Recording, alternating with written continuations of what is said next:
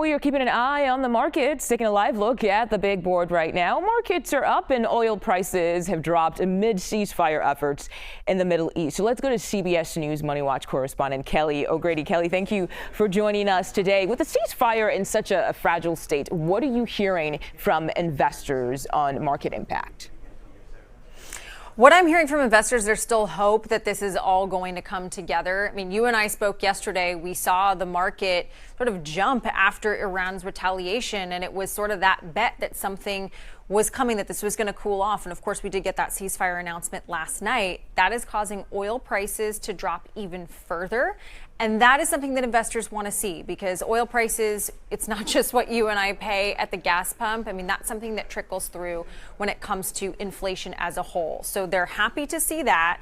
They are thinking that it is unlikely that Iran, even if things did heat back up, would block the Strait of Hormuz, because it is hard to bite off the hand that feeds you when, of course, oil revenue is a very big part of how Iran finances its economy and all of its other activities. And then finally, you go back to these sort of major shocks, geopolitical tensions over the past decade or so. We always see that pop in the stock market, and then investors get a little bit more comfortable as they sort of get used to the uncertainty that things are going to be a little bit tenuous for a while, but ultimately will calm down. That's what you're seeing reflected in the markets, that hope that the ceasefire is real and that things calm down a little bit in the Middle East, especially when it comes to oil prices.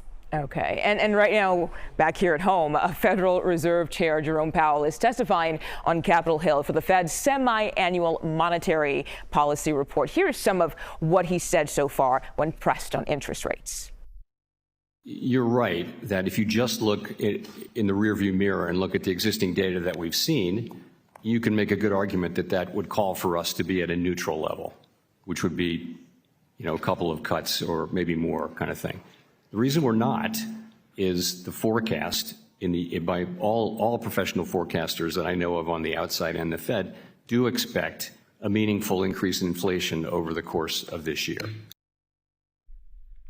So, Kelly, what else has stood out to you from this hearing?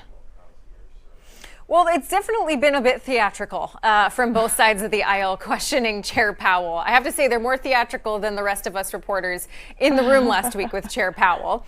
But there is sort of this frustration on both sides of, when are we going to see interest cuts? When is there going to be relief for the American people? And as you heard from Chair Powell just there in that clip, he's saying this in every sort of sentence that he's giving to the committee. They can't do anything. They need to wait and see. And he's really putting the onus on tariffs as the reason why they can't cut.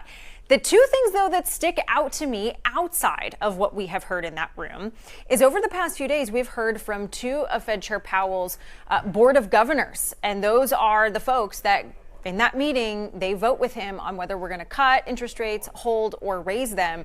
They have come out and said that July is the time to cut if we do not see a further spike in inflation. And right now, the data, we are not seeing that. And so you're starting to see a little bit of this fight set up as we move towards July. Some of even his own directors are starting to side with sort of the commentary that we've seen from President Trump, rather. So, yes, the focus is on today, but I'm actually more listening to all of the talk that's happening outside of that room. Okay, Kelly O'Grady, thank you so much for your analysis. Appreciate it.